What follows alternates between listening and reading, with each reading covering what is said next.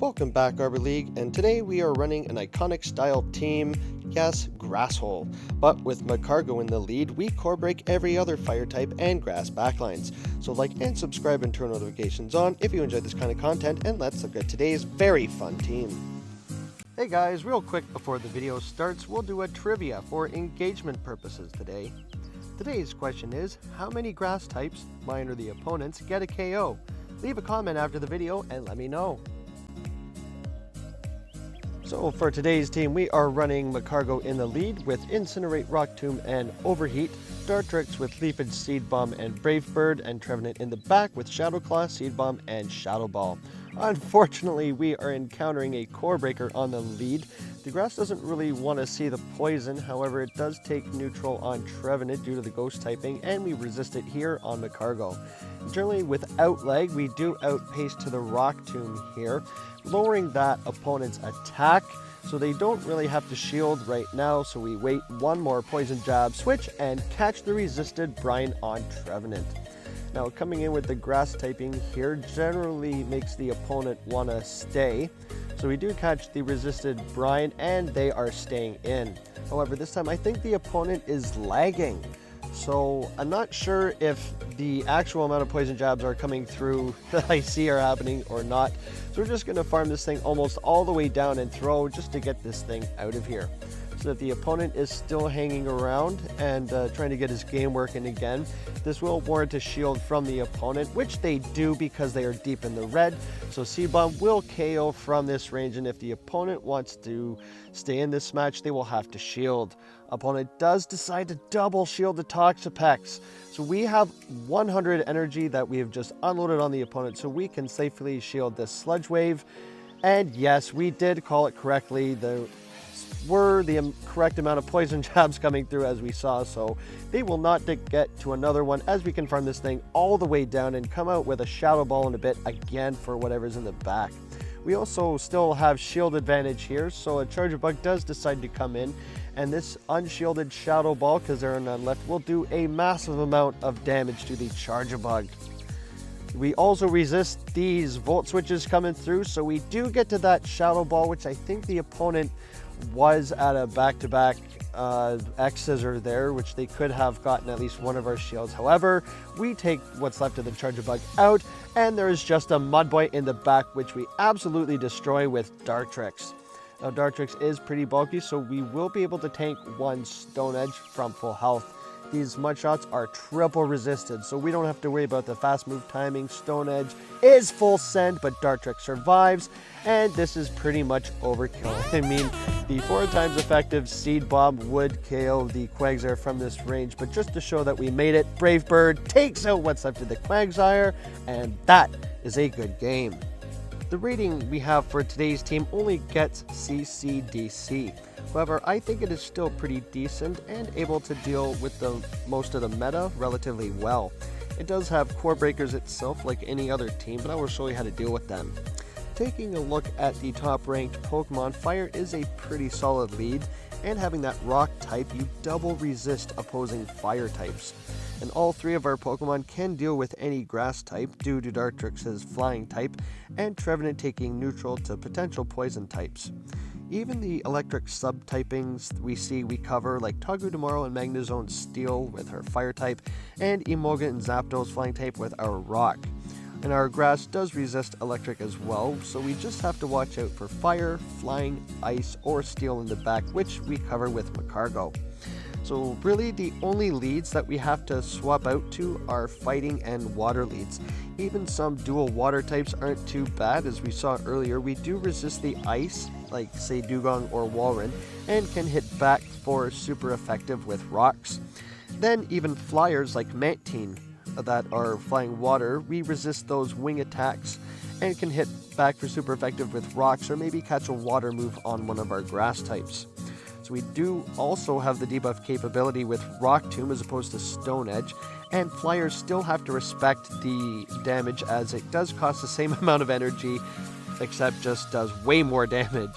So on that same note, we don't want to see rock types either ourselves, right? So rock doesn't resist itself like steel types, so we have to keep it away from other Magcargos with Rock Throw or Smackdown users like Crustle or Chestnut, depending on how that match goes, and Mud Boys.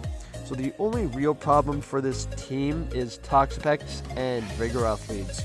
So as seen earlier, what I usually do is farm up to Rock Tomb that I can usually outpace to the brine without lag, throw it, wait one poison jab, debuff, and dip into neutral Trevenant and catch the resisted brine.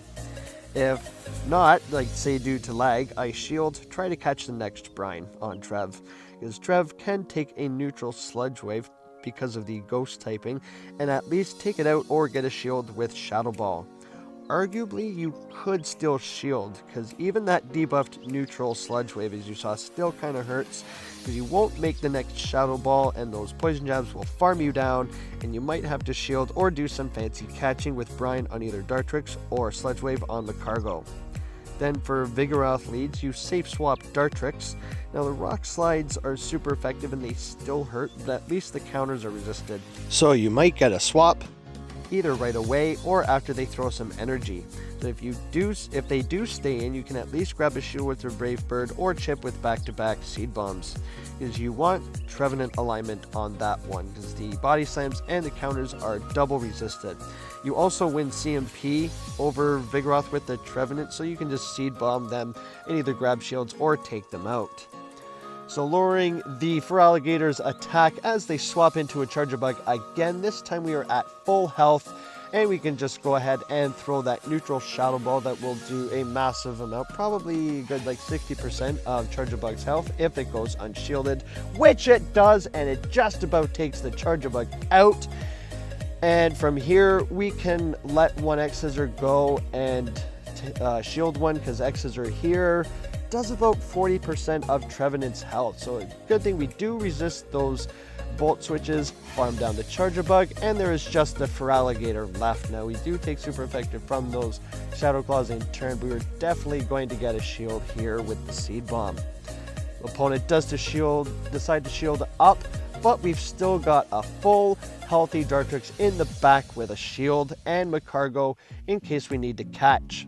I think the opponent is dry here. We might not be able to farm them all the way down, but as they throw their move on alignment, that leafage goes through and they will KO. We just need to shield up the potential Ice Beam, and Dartrix takes the win. We're doing pretty good here. Up against our next match, we've got a Magcargo into a Ufisk, so this is pretty tricky. Another Mud Boy here, so we got two responses in the back, swap into our neutral match, and we are hard countered immediately with Talonflame. So we do get to the Brave Bird here because they want to farm a grass type all the way down, but Dartrix is pretty bulky. We get to the Brave Bird and the opponent lets it go through, and it just about nearly one-shots the Talonflame. So I've got a really tough decision here. I was actually thinking I might actually be able to double resist or triple resist Seed Leafage this all the way down, but it is a simul KO. So that kind of wasn't really winning switch, right? They still got that Ufisk that they can realign with our Magcargo. So that shield probably wasn't worth it. We probably just should have shielded down with Magcargo, because now we come in and we have to eat a Mud Bomb. So because it is double super effective and stab, we have to shield. The opponent does full send the Mud Bomb. I guess it's the same energy cost as discharge. However, we do get to the overheat here though. So the rocks are resistant on the Ufisk, but will they shield the overheat? Yes, they will, unfortunately, and this match is just not going our way as the opponent makes another charge move. So I think even if I debuffed this Mud Bomb here, we were not going to make that. But we switch into the Trevenant, trying to turn this match around. So we resist absolutely everything on Trevenant, and we actually feel like we were picking up a win con here. The opponent is not swapping the Mud Boy out of this grass type. This Mud Bomb is resisted on Trevenant, but a Venusaur comes in with a shield. So we have to make double Shadow Balls here. I guess it won't quite KO, but they might get Shadow Claw down. Venusaur does shield, and this next Sludge Bomb might take us out. So I'm standing here banking on it not KOing. Can Trevenant survive the Sludge Bomb from the green health?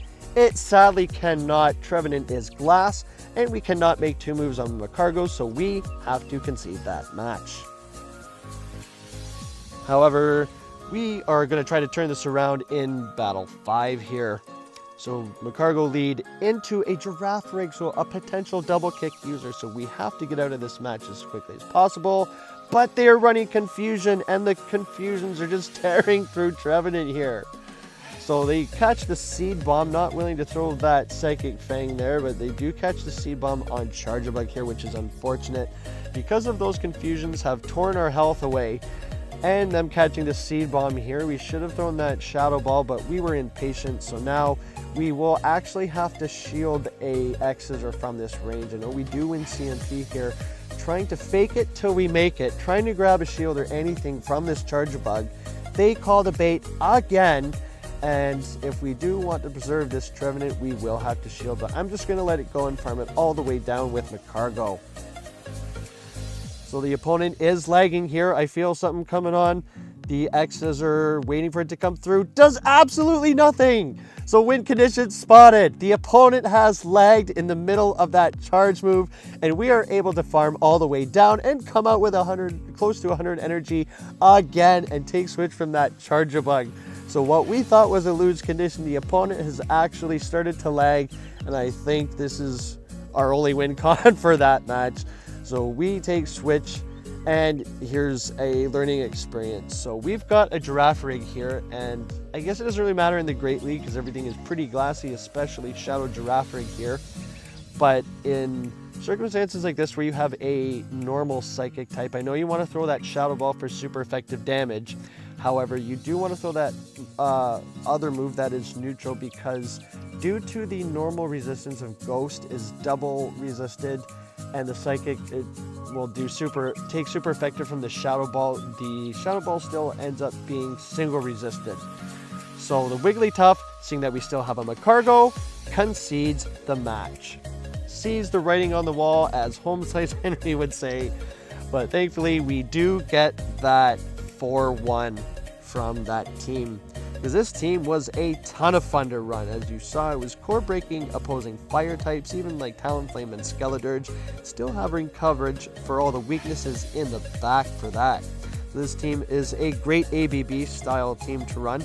I've ranked up with it all Summer Cup, especially today. It's helped me reach Ace with an ELO reveal of 2062.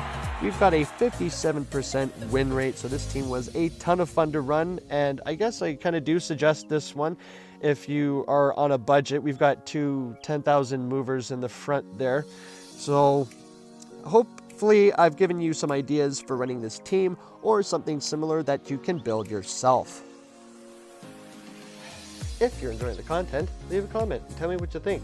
And don't forget to like, subscribe, and turn notifications on. It really helps me out, keeps me in the algorithm, and lets you know when I post, because there will be much more Pokemon Go content to come. But that's all I've got for today. Thank you again everyone so much for watching. I've been ArborAndy, keep your sticks on the ice, and I'll see you buds in the next one.